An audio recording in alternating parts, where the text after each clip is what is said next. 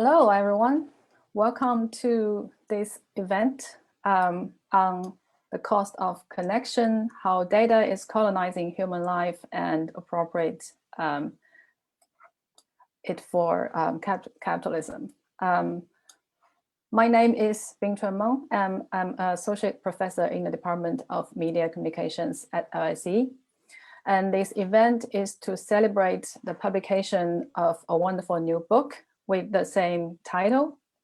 It was initially scheduled around the same time last year and just before the first UK lockdown. So we had to reschedule it for obvious reasons. But in a way, by moving it online, I think it's great that it has enabled more of you to take part in today's event.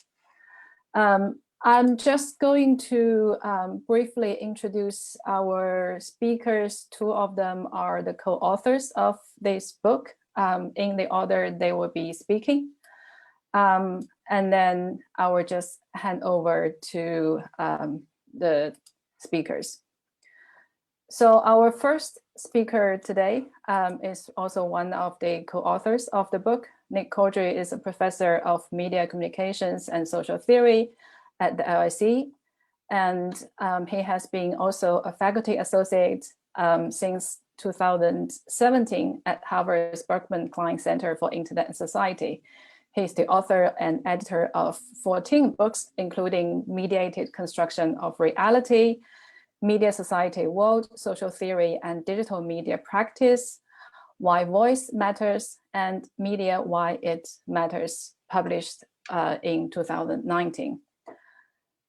And our second speaker today is Ulises Ali Mejias, who is a professor of communication studies and director of the Institute for Global Engagement at the State University of New York College at Oswego. He's a media scholar whose work encompasses critical internet studies, network theory and science, philosophy and sociology of technology, and the political economy of digital media. He's the author of the Network, Disrupting the Digital World. So after Nick and Ulises have introduced the gist of their book, we will have discussant Mutale Nkonde, who is the founding CEO of AI for the People, a nonprofit communications agency. Prior to this, Mutale worked in AI governance, and during that time, she was part of the team that introduced the Algorithmic and Deepfakes Algorithmic Acts, as well as the Non-Biometric Barriers to Housing Act to the US House of Representatives. So Nick and Ulises will be speaking for around 35-40 minutes, and then followed, I think, maybe by 15 minutes response from Mutale. Then that should leave us a good half an hour for Q&A. So Nick and Ulises, I'm now handing over to you guys. Okay. Well, thank you very much, Bingchun. And I want to thank Loam Tesfaye at LSE for all her excellent work in organizing this webinar. Ulises and I are very much looking forward to what our friend Mutale will be saying later. But first, to set things up for that discussion, we want to introduce you to the main argument of our book, The Costs of Connection. And as Bingchun said, we had planned to launch this book a year ago at LSE, but sadly we couldn't. We also want to reflect more broadly on a year on from the book, or a year and a half on, more broadly on what it means to take a decolonial stance to data and technology, because we've had a lot of opportunity to think more about that in the past 12 months. Now, the question we pose in our book is basically very simple. The question is, what is going on with data? How should we frame the countless new, not so new, developments with data in business and government, society and daily life? Developments that for sure have been accelerated by the living conditions under the global pandemic. Now, there are many ideas on the table, as you probably know. Most of them relate to capitalism. The idea that we're living somehow a new stage of capitalism, a digital capitalism, perhaps, informational capitalism. platform capitalism, most famously surveillance capitalism, theorized by Shoshana Zuboff, or most literally, but also interestingly, a data capitalism. But in our book, we ask, could what's going on with data be something potentially even larger? Could it be something truly momentous in world history? In other words, a new phase in the relations between colonialism and capitalism. Now, we get some hints of this in the business cliches of the past 5 years. For example, this one from the front cover of The Economist from May 2017. You may well have heard of it, even if you didn't see it at the time. Data, as suggested by the drawing, data is the new oil. Oil, of course, being the paradigmatic colonial asset. Is this phrase just a harmless metaphor? Or is this phrase precisely the cover for a genuinely new reality that deserves the name colonialism, but whose actual workings must be disguised if at all possible? That possibility of a colonial framing of what's going on with data emerged, in fact, in the notorious Cambridge Analytica scandal 3 years ago. You probably remember it. Cambridge Analytica, a small company, able to use Facebook-generated data to draw up psychological profiles of hundreds of thousands of Facebook users and then target them with political propaganda. The insider who broke the scandal, Christopher Wiley, a few weeks later, when asked about Cambridge Analytica's plans to influence politics in India, said on Twitter, "This is what modern colonialism looks like." But what could that actually mean? So a central point in our argument is basically that this is not a metaphor. We're using the word colonialism very specifically and not metaphorically, but basically to describe an emerging reality. We are essentially talking about a new phase in the relations between colonialism and capitalism, as Nick said, something that we are calling data colonialism. And this emerging phase is preparing the ground for a new mode of capitalist production. Just like colonialism prepared the ground for industrial capitalism. If we think about the transition between plantations and factories, they actually both coexisted in history and one financed the other. So data colonialism is not only preparing the ground for this a new mode of capitalist production, it's doing that while coexisting with the inequalities created during colonialism. So the legacy of underdevelopment, of racism, of violence.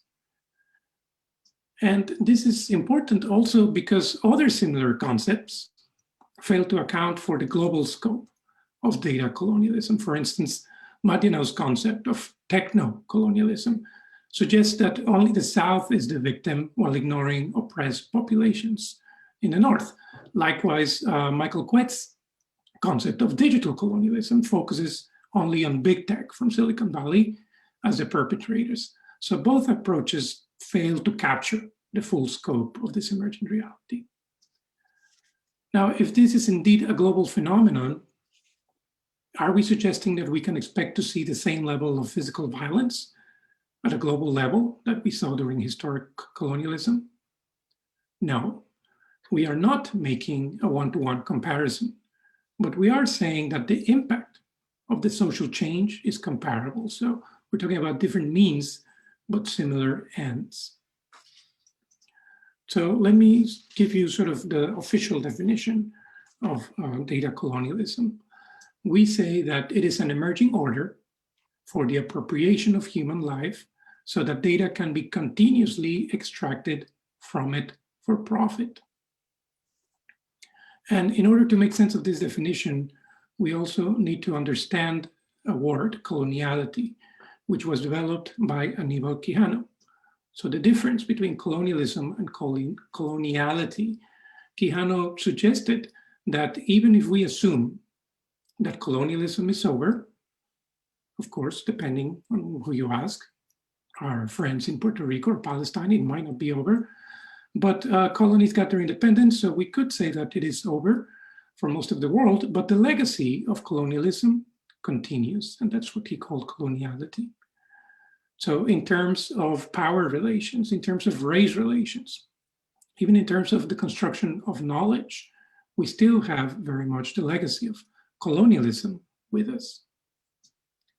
So we are saying that there are differences between historic colonialism and data colonialism. They both have different modes, different intensities, different scales, different contexts. That's true. But there's one clear similarity, and that is the historical function of colonialism is the same, and that function is to dispossess. The old colonialism grabbed land. The new one grabs us, our social lives, through the medium of data. So how is this new social order being rationalized? One of the reasons why it's so effective is because these new rationalities and justifications are based on old rationalities and justifications. And whether those are economic, legal, technological rationalities, they have a deep colonial past. Let's start with the concept of cheap nature, for instance. To colonize the world, nature had to be framed as cheap. It was supposed to be abundant. It was free. From a legal perspective, it was without owner, at least a civilized owner, right? That's why we have the concept of terra nullius, no man's land. Land that can be appropriated by the colonizer. Let's follow that up. From cheap nature, we go to cheap labor. In colonialism, some humans, and this was mostly determined by race, provided the labor required to transform nature into wealth. So exploitation and abuse are thus framed as social progress. It's basically for the good of humanity that these things are happening in colonialism, we are told. If we follow this transition of cheap nature to cheap labor, now we arrive then at cheap data. And we see the same extractive rationality that we saw with nature and labor. Cheap data, again, we're told it's abundant. It doesn't have an owner, at least in its aggregate form. Individually, yes, you and I produce it, but once it's collected by a corporation, then it doesn't have an owner. And it needs processing, a very technologized processing. So our job is basically only to generate it. And we're told that this is what progress looks like. So what do we gain by looking at things this way? Yes, we realize that it might be unsettling to compare what's going on both in the global north and the global south, to compare what's going on there with data to colonialism. We recognize that. So let's go straight to the conclusion of our book and summarize for you what we see as the advantages of this approach. There are basically two types of advantage, advantages of scope and advantages of depth. A colonial approach to what's going on with data means understanding it in terms not just of the past 40 years in which the internet has developed on a commercial scale, but the past 500 years. And it also means looking far into the future too, seeing data extraction today as a new historically significant form of resource extraction that builds the foundations, quite possibly, of the next stage of capitalism, just as historic colonialism paved the way for industrial capitalism, which came 200 years later. A colonial approach also widens our sense of the scope of what's happening with data. So we're not just talking with this concept about what happens on the social media platforms, where most of the debate until now has been focused. We're also looking at the massive expansion of surveillance right across the economy, right across society, so that if you are in a low-paid job, you are very likely today to be surveilled in every aspect of your work, moment to moment. Surveillance tied to the movements of your body. We're also looking at the emergence of the gig economy, far from social media platforms, but depending on the logic of platforms to put and create new forms of extracting value from labor at a distance. We're also looking at the growth of logistics, which goes back over the past 3 or 4 decades, long before the emergence of Facebook or Google, to track things. Yes, we all want our things to arrive on time, but of course the tracking of things also involves the tracking of human bodies that move the things. And finally, included in our concept of data colonialism, we look at internal corporate data, very often forgotten in these debates. But remember that IBM, not one of the sexy big tech companies, as it's well aware, in its 2016 annual report said that 80% of the world's most valuable data is actually internal to corporations. It's not extracted through external platforms. But that word internal is rather slippery. The details of my life, or at least my milk consumption, is now no longer internal to me. It's internal to the company that provides my smart fridge, if I have one, through the Internet of Things. So those are the advantages of scope to this concept, but there are also advantages of depth. A colonial approach deepens our sense of what is being achieved through data. We propose that it's nothing less than the creation of a new social and economic order, with its own new forms of dependency and rule, forms of governance, based, of course, on very nice things, such as convenience, such as customization and personalization, but at the same time, of course, reinforcing, reproducing those older inequalities Ulises was talking about of class, gender, and of course, race. It's also only through a decolonial approach that we can grasp big data, that very attractive rhetoric, as the continuation of something not so attractive, the continuation of the West's long-term attempt to impose a single version of rationality on the world. That deeper colonial continuity of the entanglement of power and knowledge, of power with rationality that has gone on throughout modernity, an entanglement that, of course, is at the heart of the concept of coloniality from the Peruvian sociologist Aníbal Quijano that Ulises mentioned earlier. And then finally, this colonial approach enables us to see that all of this takes place, all the celebration of big data within the deep colonial underpinning of capitalism. For a long time ignored in the scholarship on capitalism, but now, of course, absolutely fundamental to our understanding of it, as Gargi Bhattacharya brings out in her own work on racial capitalism, which, as she points out, has its roots in the act of colonial appropriation by a West which supposed itself specially entitled to the resources of the earth. So those, we think, are the overall advantages of the direction of our argument, and we'll no doubt discuss them with you and Mutale later. But let's now look in a little bit more detail at how data colonialism actually works, how it achieves its goal of conquering territory. And that means, since we said at the beginning that what's happening with data is part of the ongoing relations between colonialism and capitalism, that means going back to the most important social theory about capitalism, which is Karl Marx's work.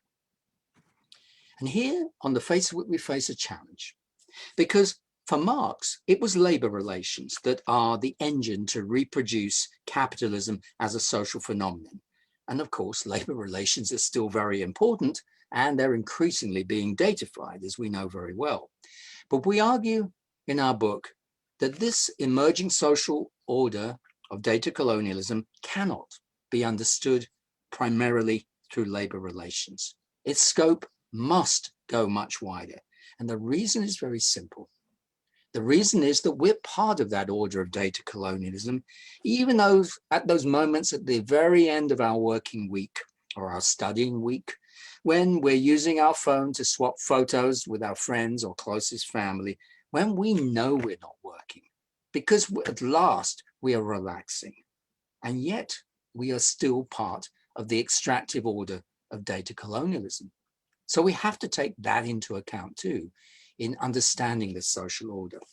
which means we need to understand how it works through a new concept based around the fundamentals of Marx's concept, but a new type of social relation we call data relations. Data relations are ways of reproducing social life to configure it, to configure our social interactions so as to optimize the extraction of data from us for profit. Just to mention briefly, the conceptual root of that concept comes from Mejias Postone, who argued, one of the most radical thinkers in extending Marxist thinking to the present day, he argued that at the core of Marx's theory, the fundamental characteristic of capitalism is not, in fact, labor relations. It's not even the commodification that makes possible labor relations. It's something even deeper, which is the abstracting force itself. That possibility of taking the messy flow of everyday life and transforming it through abstraction into something which can be exchanged for value. And what better way is there, we propose, to understand datafication, the conversion of our lives into data for various purposes? What better than to understand this as a fundamental process of abstracting from the reality of our life? But through this fundamental process of abstraction, at the core of data colonialism and the emerging new capitalism, ordinary social life, the life that we lead, the life that our friends and family lead, becomes a direct factor into capitalist production. And Marx actually commented on this when he talked about how seeds, how manure, those were his examples, became commodified as everything started to be commodified in the development of industrial capitalism, even agriculture too. Through datafication, human life itself becomes directly annexed to capitalism as an input. It becomes subject to continuous monitoring and influence in the way that we argue in the book threatens the space of the self, threatens the very basis of human liberty. But in ways that, because of the ongoing legacy of historic colonialism, hurt most of all those who are already economically and socially disadvantaged. Now, we all know on a daily basis how these data relations come into being. They come into being every time, for example, we accept the terms and conditions of an app or a platform or a smart device in our home. Every time we do that, we fall back, we fall down into the spiral of data relations. And of course, we usually do so quite peacefully. And that leads us to another crucial point. Now, surely you might be thinking here, you remember the association, Ulises already touched on it, between colonialism and brutal, unimaginable violence. Surely this is the big difference from historical colonialism. Where is that violence? But, and this is the crucial point, historical colonialism was built on the basis of no prior social relations whatsoever. There are only two ways, therefore, to seize the gold: brutal physical violence or deception. And the early colonizers, of course, used both. But today's new mode of colonialism, data colonialism, builds on 2 centuries of us getting used to capitalism's social relations, meaning that just a tweak in the background legal terms that govern the operation of our phones is enough to change fundamentally our relation to our own lives.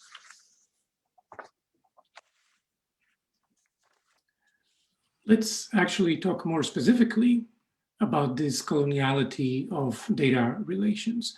And in the book, we conduct various transhistorical comparisons, basically using the past to understand the coloniality of data relations in the present. We organize these comparisons using the same 4X model found in strategy video games. Those 4 X's are explore, expand, exploit, and exterminate. And those are the strategies that you use, for instance, when you play a strategy video game like the one you see here in the background, which is part of the series Civilization. This is actually Colonialism, the video game. In this game, you can play the Spanish, the British, the Dutch, or the French. The natives and their lands, of course, are controlled by the computer. They're not even fully sentient players. And so you apply these strategies to win the game of colonialism. Now, we don't have time to explore many of them, so I'm just going to focus on two very quickly: explore and exterminate. Let's start with explore. And what I want to do here is compare two historical documents. First, let's take a quick look at Google Chrome's terms of service. In case you, like most of us, haven't read it, here's what it says in part. When you install Chrome, quote, you give Google a perpetual, irrevocable, worldwide, royalty-free, and non-exclusive license to reproduce, adapt, modify, translate, publish, publicly perform, publicly display, and distribute any content which you submit, post, or display on or through the services. In other words, we're surrendering a lot. Now, I want to compare this to another older document called the requerimiento, which in Spanish basically means the demand or the requirement. This is a document that Spanish conquistadors would read just before entering a village in the so-called New World. Many times they would arrive in the middle of the night under cover of darkness and proceed to read a document which in part said the following. But if you do not submit to the rule of Spain, I certify to you that with the help of God, we shall powerfully enter into your country and shall make war against you in all ways and manners that we can, and shall subject you to the yoke and obedience of the church and of their highnesses. We shall take you and your wives and your children and shall make slaves of them, and as such shall sell and dispose of them as their highnesses may command, and we shall take away your goods and shall do all the mischief and damage that we can. That's the Spanish Requerimiento 1513. Please click accept and install there. Now, we're not saying that what happened after the Requerimiento was read is the same thing that happens after you install Google Chrome. But we do want to call attention to the use of this misleading and abstract language that nobody can understand to basically conduct this trick of dispossession. Let's talk a little bit about extermination and return to this theme of violence. We already know that data is being used to make life and death decisions. And although these impacts are sometimes difficult to see, so in general, data colonialism exerts violence at two levels, we argue. The first one is this symbolic level, right? Data colonialism basically exterminates alternative forms of thinking and alternative forms of being. But we do, of course, continue to see physical violence. Data colonialism continues this legacy of racist, sexist, environmental, and class violence. Now, there are many examples we could discuss, but a recent one in this case is what happened in hospitals in the United States, which were using algorithms that, it turns out, discriminated against Black people. So the algorithms referred patients for future further care, and it turned out that they were mostly referring white patients. And this impacted millions of African Americans. Now, this is a clear example of violence at this physical level, targeting populations that have been targeted throughout colonialism and capitalism. But it is also an example of symbolic violence. Hospitals adopting this technology as a way to maximize efficiency in the face of budget cuts, for instance. Now, given the magnitude of these problems, how do we even begin to resist? Yes, let's start to move to our conclusion and address this question, which I'm sure you've been asking yourself as you've listened. If data colonialism is as big as this, if it's such an all-encompassing social and economic order with 500 years of history behind it, how can we even begin to think about resisting about challenging something this large? That's the question we've been asking ourselves since we began working on this concept at the beginning of around about 2016. Well, the first point is that if what we're thinking about is responding to a social order, a massive connected landscape of rules, regulations, interconnecting behavior and resources, then it's no point thinking of one-track approaches. Ideas of regulating this platform a little bit more strongly than that platform. Maybe the idea that I'm going to opt out of Facebook tomorrow and hope other people follow me. These won't even begin to scratch the surface of what resisting a global social and economic order of data colonialism would mean. The second point, which we're happy to recognize, is that there are some signs, even within the big tech industry, of taking seriously some of the points that we are making. There was an important paper that came out last year by Shakir Mohammed and colleagues based at DeepMind, a subsidiary of Google, on deep colonial AI. And this was an important argument. It called for better codes for ethical AI within the industry and drew on a lot of the literature around colonialism. But at the same time, we would point out that the transformation we're looking at here that would amount to true social resistance cannot just go on within big tech itself. It can't just be a matter of twiddling the dials. It has to be a deep social process that includes a wide range of citizens. It's not just a technical matter. The third important point is that although many of the challenges posed by data colonialism are very general, they are challenges for the whole of humanity, we truly believe. At the same time, in building solidarity around this issue, we have to recognize that data colonialism has certain over-determined targets. The targets based on race, as Sophia Noble and Ruha Benjamin have pointed out in their work. Targets based on class, as Virginia Eubanks pointed out. Targets based on gender, as Catherine D'Ignacio and Lauren Klein bring out in their book last year, Data Feminism. Targets based around indigenous rights, as Paola Ricalti brings out in her important version of the data colonialism thesis. In other words, data colonialism as an order will continue to produce, it will find new ways to reinforce those inequalities that were inherited from centuries of colonialism and colonialism's relations to capitalism. And that is a scale of the challenge that all of us have to face. And just to wrap up with a few more suggestions on the ways in which we might decolonize data, we also believe that we need to reject the universal rationality of data collection and extraction, basically this divine mandate of expanding data collection. We need to reject that. We need to basically reclaim colonized space and time. The space perhaps colonized by surveillance cameras and by digital assistants in our kitchens, in our bedrooms, and the time colonized by screens that we spend in front of a screen. We also recognize that we need to build alliances, particularly just beyond the academic world and beyond the global north. And that's why Nick and myself and other colleagues are engaged in a number of projects. One is, for instance, Tierra Común, a network of activists interested in data colonialism in Latin America.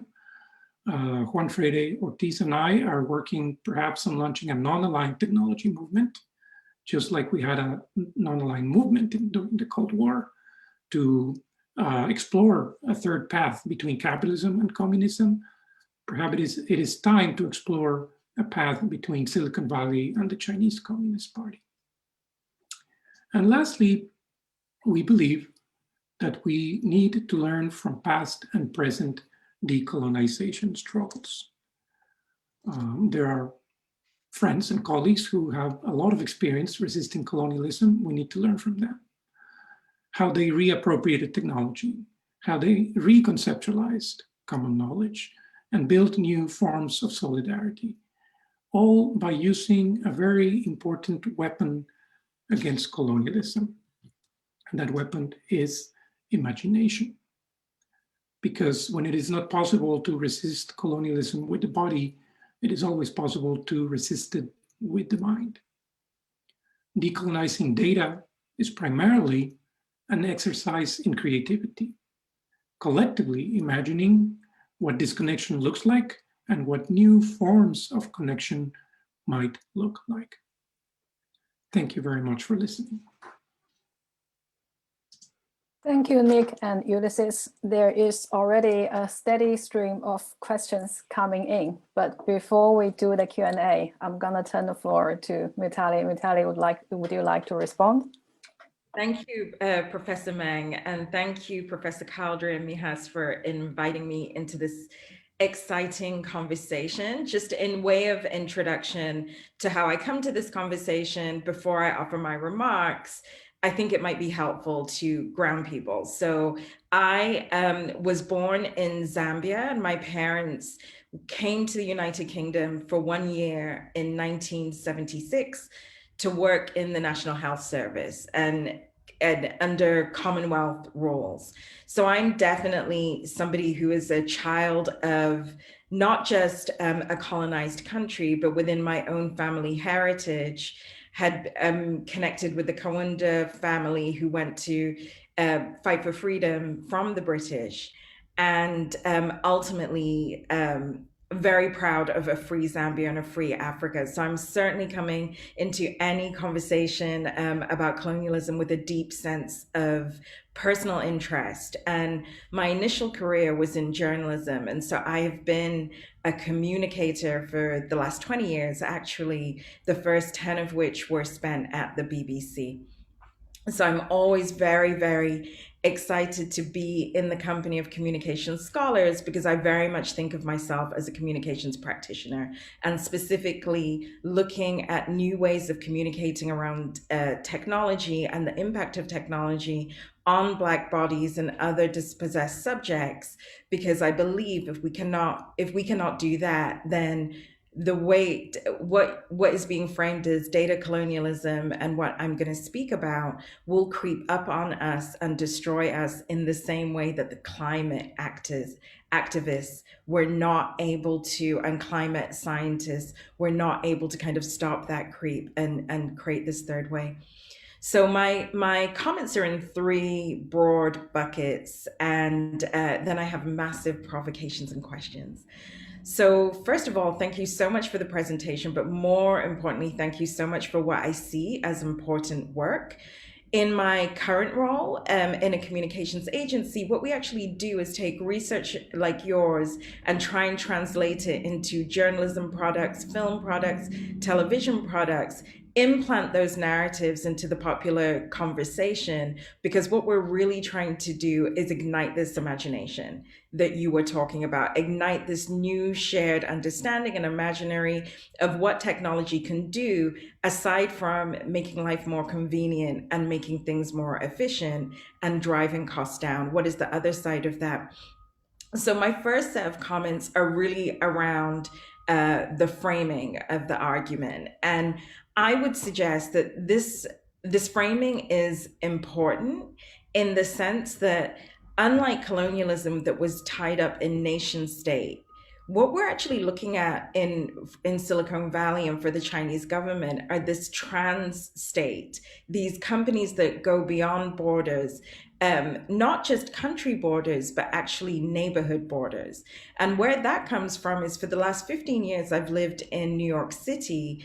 And one of the things that has been very interesting to me is, as I moved from a historically Black neighborhood with a low median income to what is now a gentrified white neighborhood since 9/11, I was offered faster internet service. Not only was I offered faster internet service, I was also offered cheaper internet service.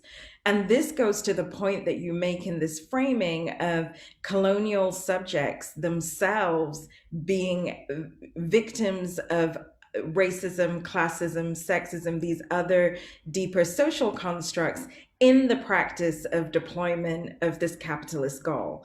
And that's really important to me in reference to your book, because I don't think that ordinary people on the street would make that connection between the colonialist project and what it was trying to do, which was to advance mainly white people, mainly men, mainly middle class people, really set them up as being at the top of society, and then deciding where the rest of us fall. Companies that provide us with our internet services, our phone services, our television services are also doing the same thing through this lens of data.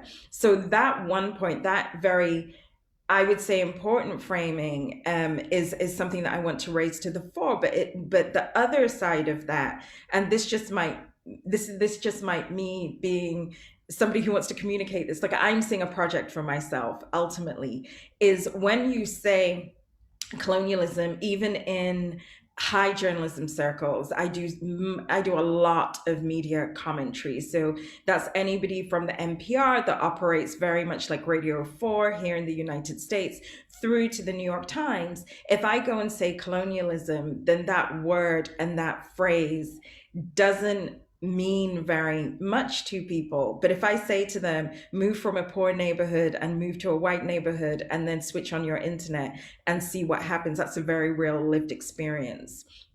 The second set of comments that I have are really around how it happens. And I think that, and I have not read this part of the book. Before I say this, I'm going from this. I think the how it happens is what makes Eubanks' work travel, is what makes Benjamin's work travel, is what makes Noble's work travel, because in each of those instances, the reader can imagine themselves clicking onto Google, for example, and conducting a search, can imagine themselves specifically if they are Black, if they're living in a Black body, going into a train station in any city, in any country at this point, and knowing that the cameras are trained on you. The cameras may be capturing everybody, but they're really trained on you and your movements through that space. Eubanks' work, it's not hard to imagine that the government would decide if we're going to get payments during COVID, and who gets them and how quickly. And from a transnational perspective, which governments employ their algorithms to do that work? Because as somebody living in the United States, where the big question is, will we get one other check for COVID? That's very different if I was living in Northern Europe, where checks have been generated to mainly white populations month after month after month in COVID. And the reason that I think the how this happens piece is so powerful, and you're really onto something there, is that that's the point at which people like me can build narrative. Because to just go in and say data colonialism happens and it's a terrible thing, and these are the comparators, without that how-to, there is no way to build story, there's no way to build movement, there's also no way to build the imagination that we need for connectivity that is not dependent on extractive capitalist gain. And then the third points, every time I do a talk, I'm always like, 15 minutes, that's so long. And then I start talking and it's 10 minutes and I haven't even begun to say everything I want to say. So then the third part, which definitely stood out to me, is kind of the what next.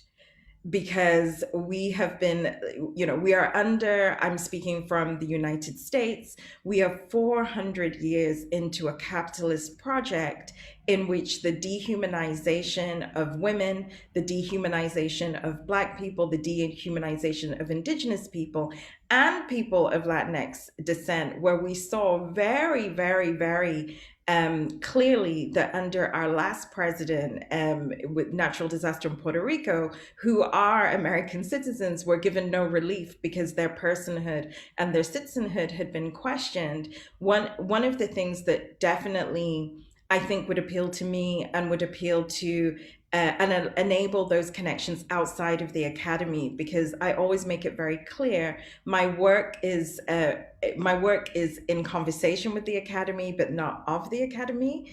And that imagination piece is where I think, from a policy perspective, this book and the work that comes from this book could be incredibly helpful, because we have seen a resurgence of the right due to algorithmic decision making on social media platforms, but it has been also coupled with the resurgence to the left. And for the very first time in over 50 years, at least in the United States, people standing up and saying that they are socialists, and coupling that socialism to freedom of expression, freedom of movement, and freedom of exercising our political rights, and being able to kind of juxtapose that lack of freedom with the right, who are really at this stage in the United States are seen to have aligned through the Cambridge Analytica reporting with our political right. So what was very interesting to me was that in the beginning of my transition from journalism to technology, it was really through this narrative of Silicon Valley are the good guys, they're making life easier, it's so fun to work here. But once working within Silicon Valley and working very closely with Google, realizing that I was a cog in you talked about how do we fall into this, that I was a cog in a wheel that ancestrally my people and people like me of similar class from Africa have been fighting against. We are the children and the grandchildren of the anti-colonial movement. Literally, we are born of those loins, yet here we are rushing for jobs in Google and Microsoft and other companies to do this work of technical colonialism. And then, oh my goodness, I'm coming up to time.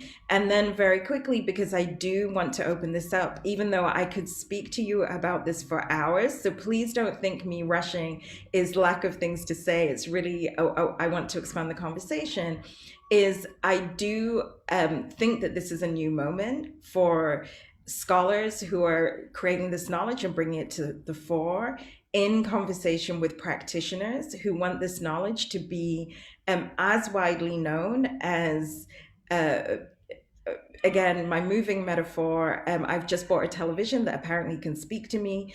I do not want to speak to my television. I just want to watch my television. I do not want to give up my voice tracks for language, natural language processing.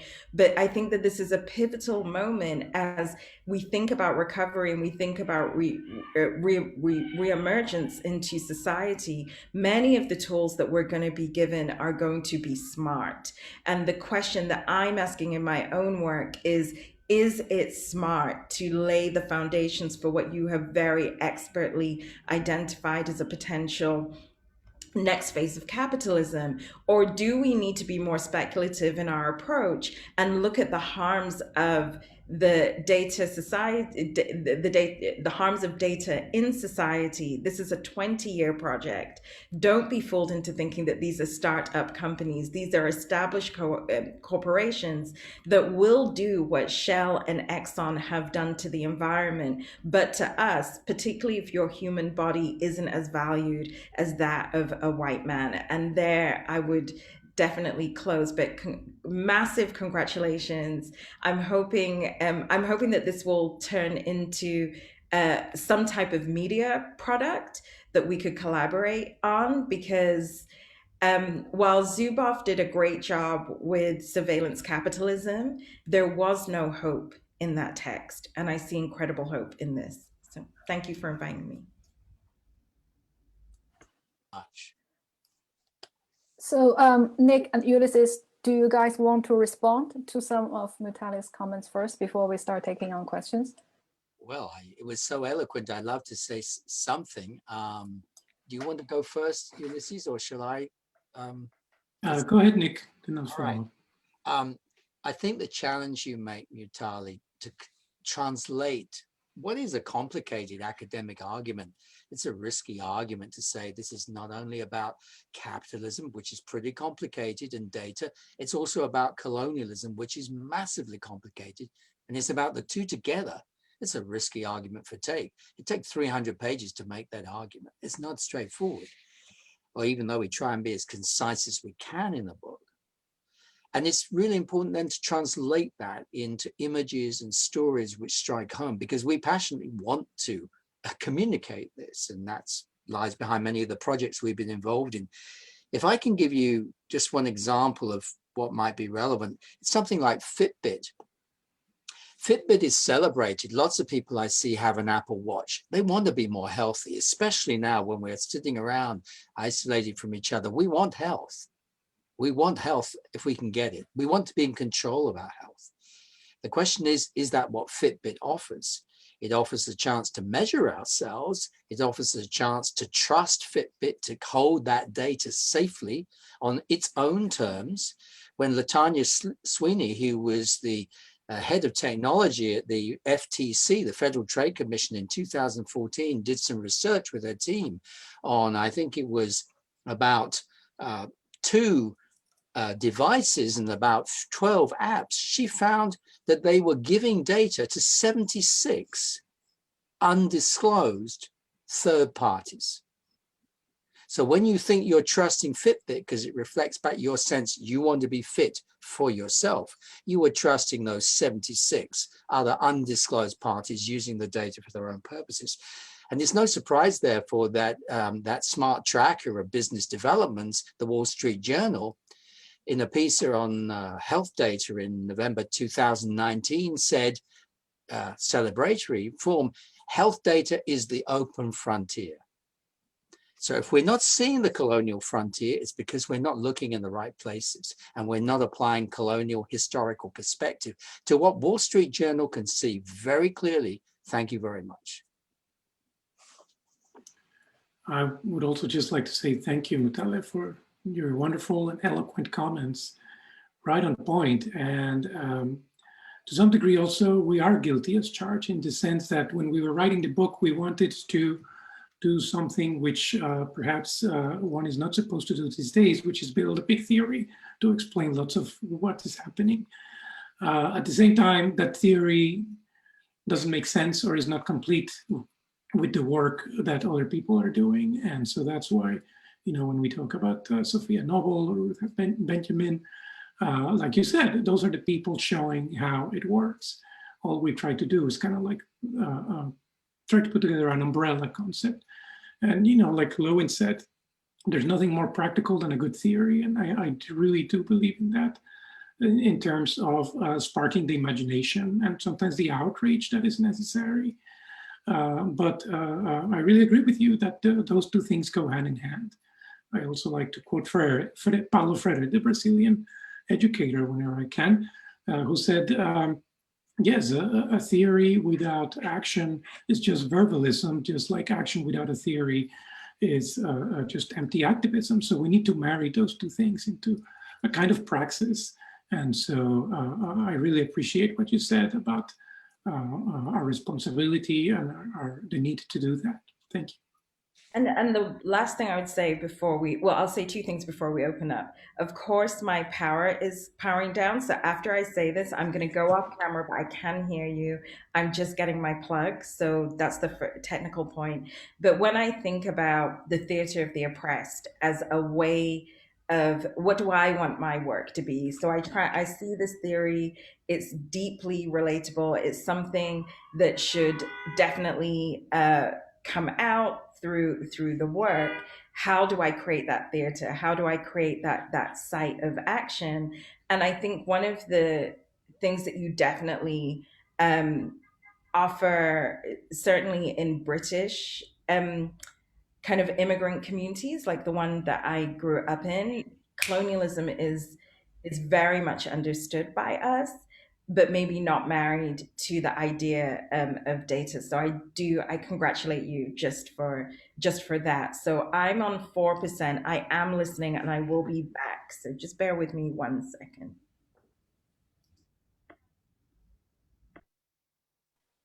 Okay, we have already got a lot of questions in the Q&A box. We probably won't be able to go through all of them. So my apology in advance to those whose question cannot be addressed.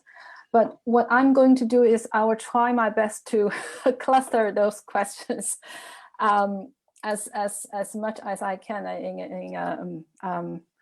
in a way that makes sense, maybe for you guys to respond. So the first cluster of 3 questions, I think more or less are asking for point of clarification, and I guess it's more directly addressed to the 2 of you, Nick and Ulises. So the question from Anna, in let's say traditional territorial colonialism, the role of the old empires are crucial in creating and sustaining that world order. Where do you realistically see the role of contemporary states in data capitalism? And do you think a more positive action model for states is possible? And the second question from Zachariah is just clarification under the definition of this emerging data colonialism. It is being used for capitalism. Is the book saying that the old colonialism we know doesn't focus on capitalism as much as this emerging data colonialism? And the third one from Wilma says, could you further illustrate the figure of the colonialist in this theory? Who is the data colonialist and what is his or her aim? So that's the first cluster. Okay.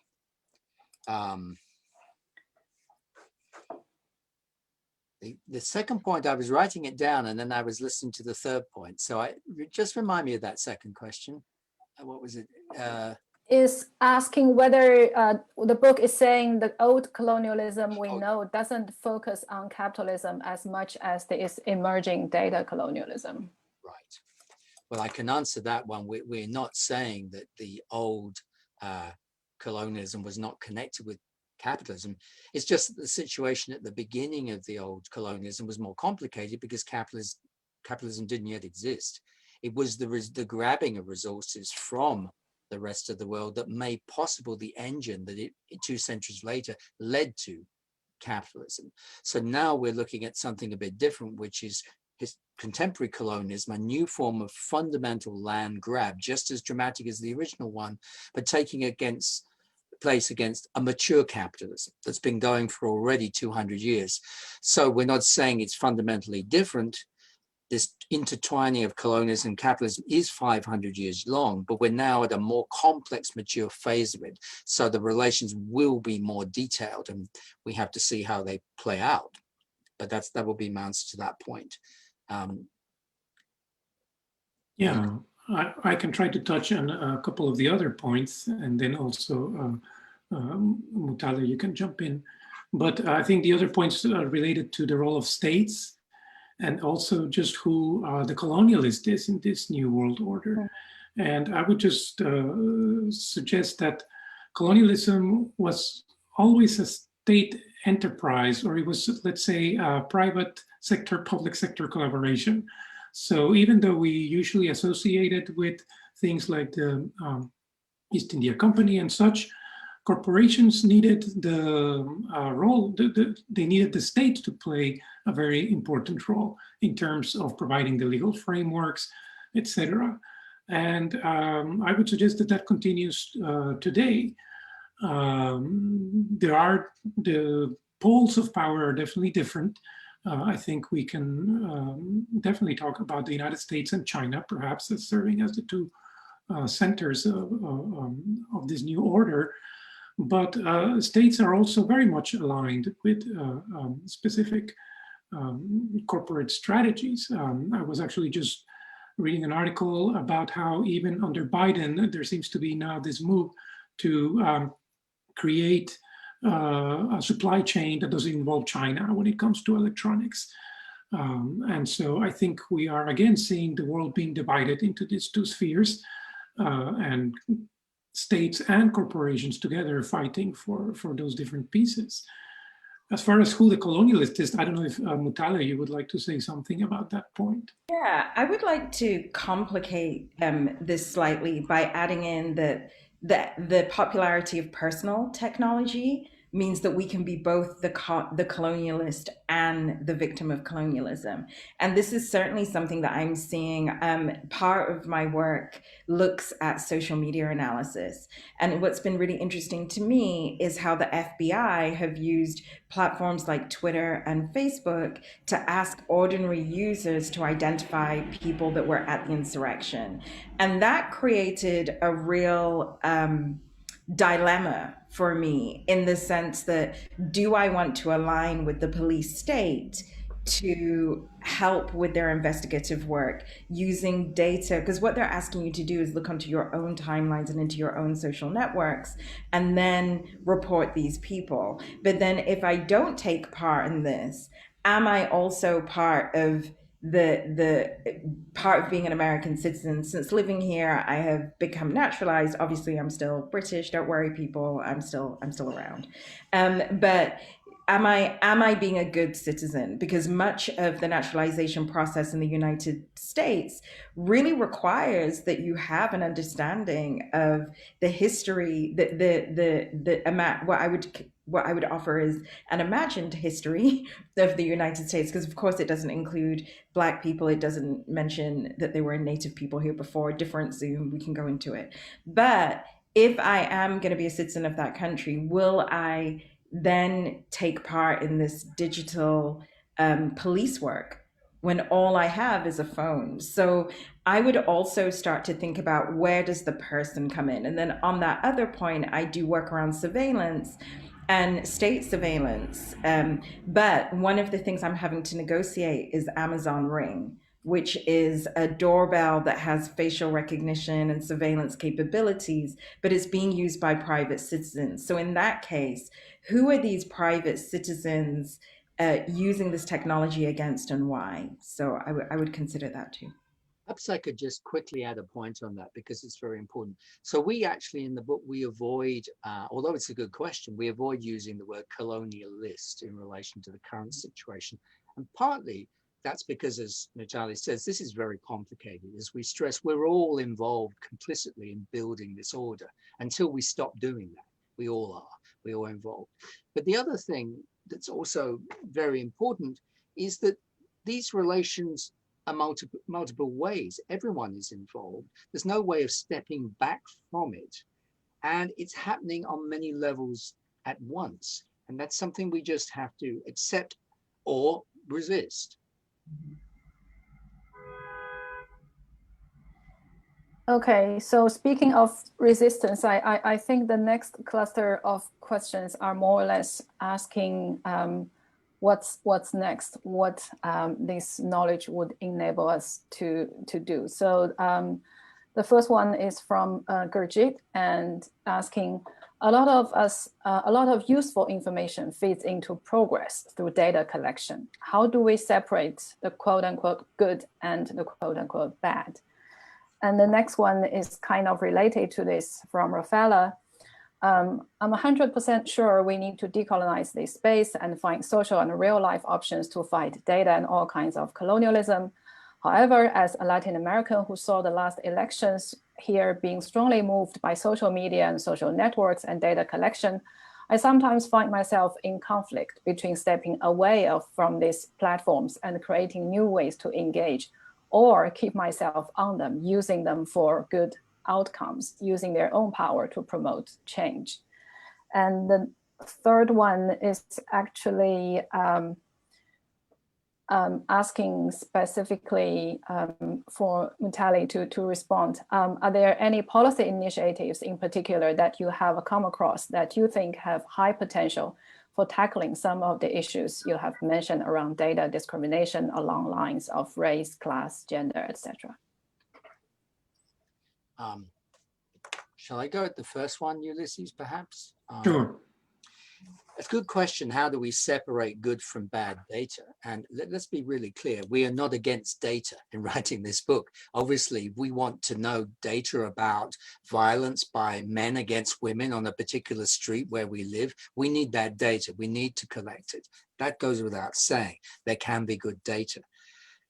The way I will put the question is a bit different.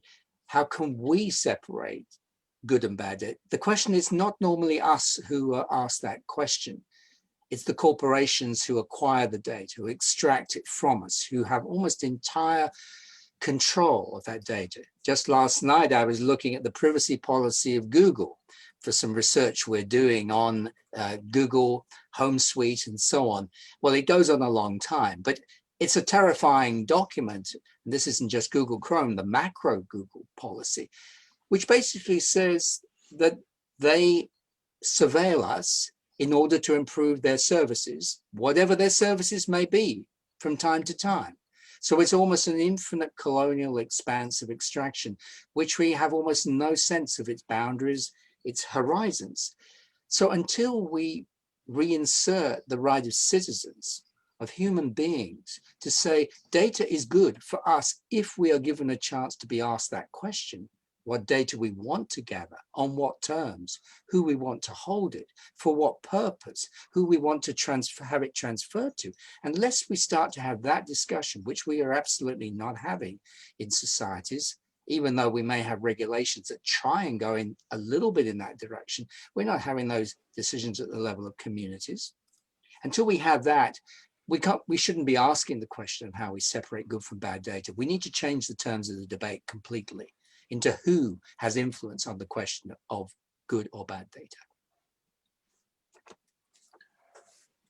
Maybe I can address the second question, since the third one was addressed specifically to Mutale. But yeah, go ahead. This issue of do we opt out of the platforms that we're using when, in fact, many of these platforms, Facebook, Twitter, can be used for activism, for organizing.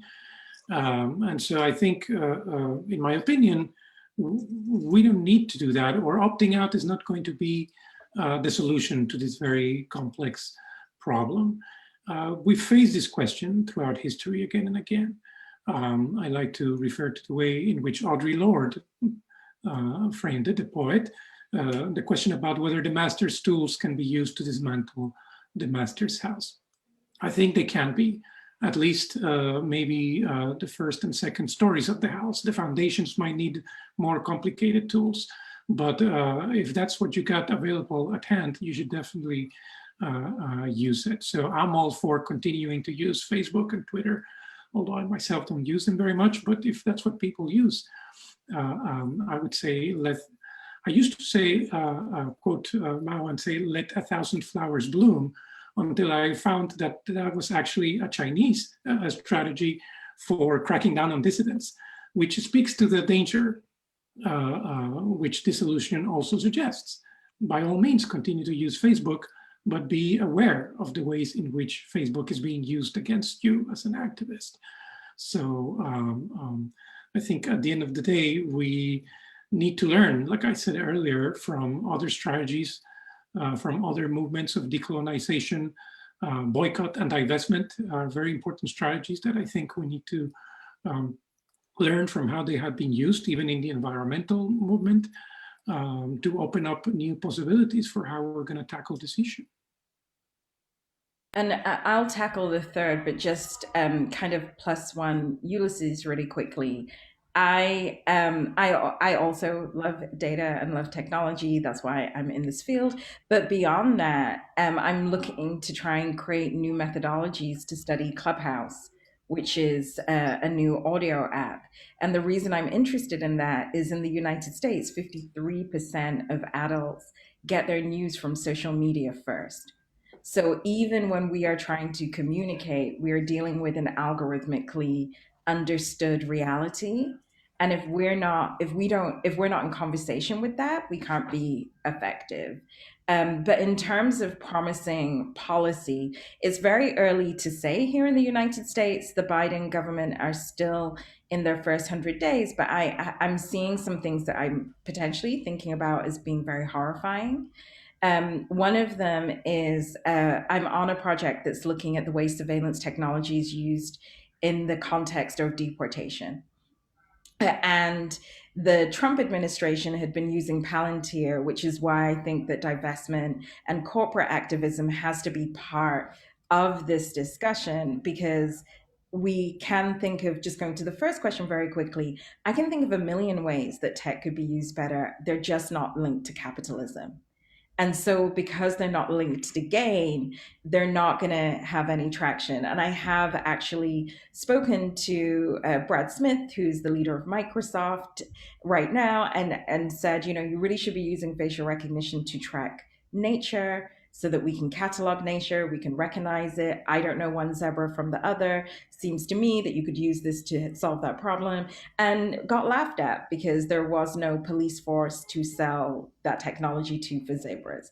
So I will say that. But going back to the laws that I've seen, the reason that I'm pretty horrified with this immigration and surveillance technology proposal is that the Biden administration are saying it is more humane for us to use surveillance technology because we're taking out humans and therefore we're taking out human bias, which is a Silicon Valley talking point. It is also the talking point of the Chinese government as they surveil the Uyghurs and other minority groups. Like, it's not us, the machine said you're a Uyghur, therefore you have to go to this camp. And so I do think that this will be an uphill struggle in the United States. And in the advisory work I do with the UN, that's brought me into conversation with folks in the EU. And what's happening in the European Parliament is that they're often looking to the United States for direction. And so if Washington is saying that technology is you know, it's safer, it's more efficient, the potential of that rhetoric being adopted is really scary. In my own work, we were really trying to center arguments that would protect the most minoritized groups using the language of national security.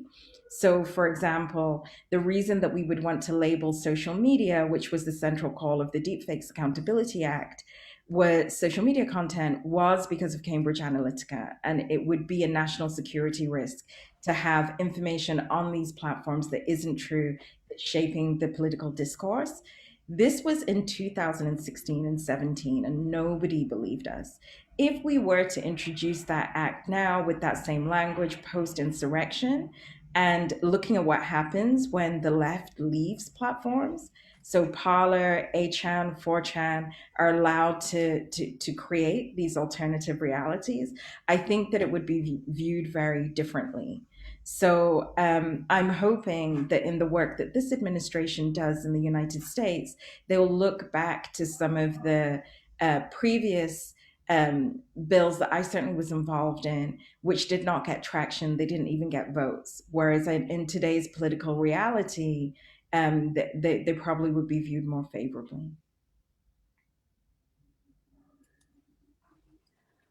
Okay, so I think the next cluster of 3 questions are linking the main argument of the book more with inequality at the global level. So the first one from Hannah saying that it's interesting to me that you focus on data colonialism. Do you feel that this sits at the very top of a colonial internet and technology system? Or do you see it as part of this system more horizontally? For example, where does it fit with dominance of global north knowledge and knowledge systems online, or the dominance of Californian tech companies, or global north control over tech infrastructures? And the next one from Jamie asking, how does global inequalities of data flow between countries and unfair ICT rollout across the world figure into data colonialism? And the third one from Brian asking, in an ever more digital world, it remains a matter of concern that countries with the most youthful populations in the world are facing a double disadvantage of weak health systems and low access to digital technology. What are the implications of data colonialism on children and young people? Furthermore, what are your thoughts on civic data solidarity? I can go for the young people question. So I sit on the TikTok Content Advisory Board, which is a platform that really prides itself to being the platform of children. And so much of our content, many of the content questions that we look at are in the context of the very young. That being said, we're really thinking about very young people in the Americas and very young people in the UK and mainland Ireland. We have not started to think about more global rollouts. But the point that you make is really interesting, because the next billion, Facebook on the other hand, their business model is going into what we call the global south, right? That's their next billion users. And one of the things that I see where this book becomes really relevant is the knowledge being produced by the South and about the South is often being produced in the North through scholars and activists and practitioners who have those types of connections. So people like me, for example, or Nick and I, our colleague at Berkman, Sabelo Muntabali, I think his last name is, who's really looking at Bantu understanding of community and selfhood through the context of AI. And that doesn't allow for the very lived and real experience of people who wake up every single day in Lusaka in Zambia, for example, or in Cape Town, or in Rio de Janeiro, in Rio, to inform our work around the realities. And so I do think that until we can democratize knowledge, until we can fund from a philanthropic perspective, thinkers from in those areas, we're never going to have a complete view. I was on Zambian Twitter this morning and found that people are getting, it's similar to the North, but I would say more deadly because of the lack of social security networks. But employers, American companies that employ Zambian people to work with them, are using social networks to decide who to hire and who to keep and who to let go around COVID. And that was really scary to me as well. So I'll let the others.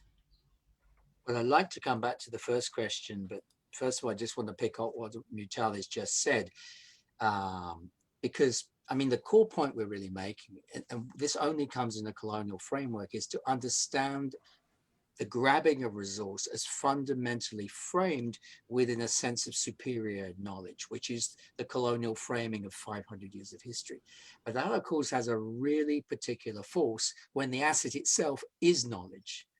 When what's in the ground is data taken from our lives. It gives double force to this colonial thing. Well, it's our knowledge because we know more anyway, because we're more rational in the West, which is the way the original colonial appropriation was justified, as Quijano makes really clear, and many others as well.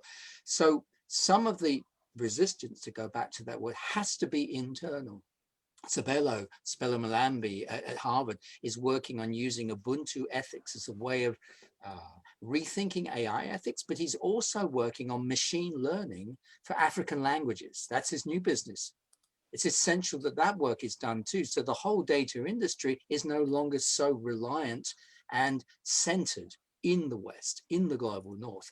Otherwise, there's no way forward. So it's partly an internal and external battle, I think. So that's really important. The first question, I think it was a complex one, but basically it was, is the whole tech system at every possible level colonial? Or is it more elaborate than that?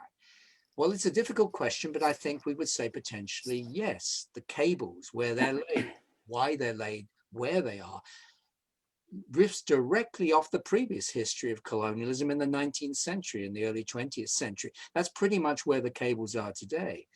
The power of Google and Facebook to pay for the laying of cables is directly linked to their global power, which is itself linked to their position in the West. We can't imagine a Zambian company ever having got into the position they were in because they didn't have access to the capital, partly linked to the past, partly linked to the present. The first mover advantage of the platforms is to do with that, and so on and so forth. The extraction of the minerals that go into our phones, that go into the chips, all of it is based in the disposition of resources linked to historical colonialism. So all of this is tangled up at every level. There is an unequal mode of extracting resources. But where does that leave us in relation to data colonialism? It means that the terms of renegotiating what's happening are even steeper, even more difficult if you're in a country that doesn't have sufficient servers, that doesn't have big tech platforms, that doesn't have control over those minerals, that doesn't have control over the machine learning resources, that it has to buy that from outside. Your chances, and this we saw this with African countries and Facebook Free Basics, of negotiating the terms of basic internet access at the same time negotiating Facebook's offer were very, very limited. It was virtually impossible. So that means that we do face a responsibility, those of us in more privileged countries, to raise this question, but to do it in the way of building international solidarity, which is the idea behind the non-aligned tech movement and Tierra Común in Latin America. That's our responsibility, not just to put forward the ideas, but to create solidarity around them across the world. I guess I would just add to the question of the disparities that are being created. I think that was sort of our motivation for also writing the book, to spell out how these disparities happen, because data colonialism is a global movement, but it doesn't impact each nation, each community, each individual the same way. And the disparities are very real. Nick already brought up the example of free basics, but there are lots of examples of, for instance, AI companies who set up shop in Africa so that they can hire people to do all of the human reviewing of the data that the AI machine needs to learn. This is still being supplied, needs to be supplied by humans at some point. Or I think the other big example is content moderators in Asia who do all of the dirty work of having to go through Facebook content that is violent, degrading, and very, very upsetting. And so again, it falls on humans to do the work of having to weed that out. And of course, it doesn't just fall on any human. These are specific targets, populations being targeted because of economic, etc. status. Just another brief example, because I love these historical comparisons. And when we were writing the book, I also started to learn a lot about botanical gardens, which I think anyone who has visited a European country and enjoys these beautiful gardens, which have a very deep colonial past. They were basically the data centers of the colonial era, where knowledge about plants from the New World was imported into European countries, and it could be studied, and then the knowledge could then flow to universities, to medical schools, etc. So today, I guess we have to ask, what will be the botanical garden of the future? What will be the plantation of the future, or in the present, what's playing that very same role? Is it the data center, or is it something else? I think that's why we find these historical, trans-historical comparisons very interesting. Thank you.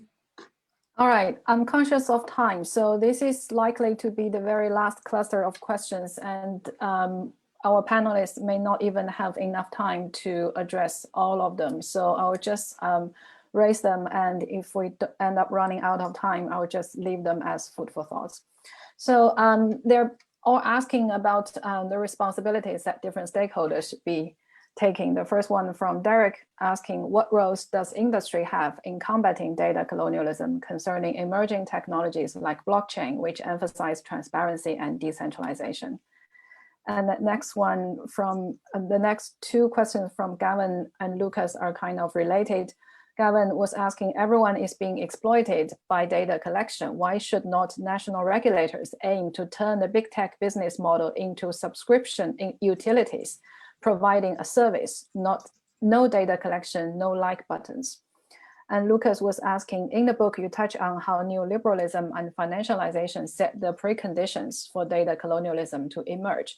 How can resistance initiatives challenge the fundamental role financial capital plays in data colonialism? So. Impossible to answer in 3 minutes, yes. I'll say very quickly, I have definitely argued that the internet should be a public utility. Australia have also argued that there should be a subscription model around Facebook, and they got shut down and shut out. So you're dealing with we're dealing with companies that have more power than individual governments themselves. And then I have much more to say, but I want to hear from Ulises and Nick. Well, I would just again say very quickly, I think this is where creativity and imagination are required. And again, when we look at history, for instance, we see nationalization emerging as a response to colonialism. And I've written a piece for Al Jazeera where basically, mostly as an exercise in imagination, I wonder whether the Global South could nationalize its data as a way to say, this is a resource that's being generated by our citizens. Why should all the benefit, why should all the profit escape to the North? Some of that wealth and value needs to be retained in our countries as well. So just a thought. Just picking up on the third question, do we have an answer to how capitalism can do without finance and large-scale finance? I'm afraid we don't have an answer to that. And that's because we're not trying in this book to solve all the problems of capitalism or imagine what I've spent my life believing in but not being able to make practical, a socialist alternative. We're not claiming something that big. What we are claiming is that the current direction of capitalism, all its forms, is now hitting up against the limits of what humanity should accept. And we have to challenge those fundamental principles now, which is not to say that we know how to build a non-capitalist alternative or an alternative to financial capitalism. We don't claim that in the book. The point about should regulators make platforms into subscription utilities, quite possibly. Separately, I've written a paper with Depay and Ghosh at the Harvard Kennedy School, arguing that the things regulators are just not doing right now is challenging this basic business model of the platform, which is based around encouraging the traffic of toxic material, because that makes profit. That needs to be fundamentally stopped, but no regulator has taken that on yet. And the only way to do that is to rethink these platforms as either not necessary or as necessary public utilities. We're needing a totally different structure. But again, we step back from making regulatory proposals from the book. Our book is more of a book of the imagination. Regulation is for the next stage. The first stage is to change our view of what is going on in our world and to see it with clearer eyes. I'm afraid I don't have anything to say about blockchain and whether that's a positive or a negative thing. Ulises, can you add anything on blockchain? I'm a skeptic, I have to admit, but. I'm not going to try in 1 minute. Sorry. I have no idea about blockchain, so I'm not going there, but you're pushing me to read. But that's why we use film, television, celebrity, and other means and narrative drivers to even insert this into the public conversation. I was really honored to show at Sundance this year, and it's really interesting to me for some of my colleagues that we're also showing that these questions are not even being asked. So if we don't create the imaginary, then we're not going to get to policy. I'm afraid that's all the time we have today. So I would like to thank our wonderful three panelists. And I'm sure the discussion will continue. And I also just want to say in the chat box, there are not just questions, but also a lot of praise of how thought-provoking this panel has been. So thank you all. Very much. Thank you for the kind invitation. I would come back a million times. I have so much more to say. Well, it's lovely you could join us, Mutale. We're very grateful. We'll definitely do it again. Thank you, Mutale. We only tackled probably less than half of the questions. So. I mean, what an incredible piece of work, though. Congratulations. You should be really happy, especially having to, a year and what a year it's been.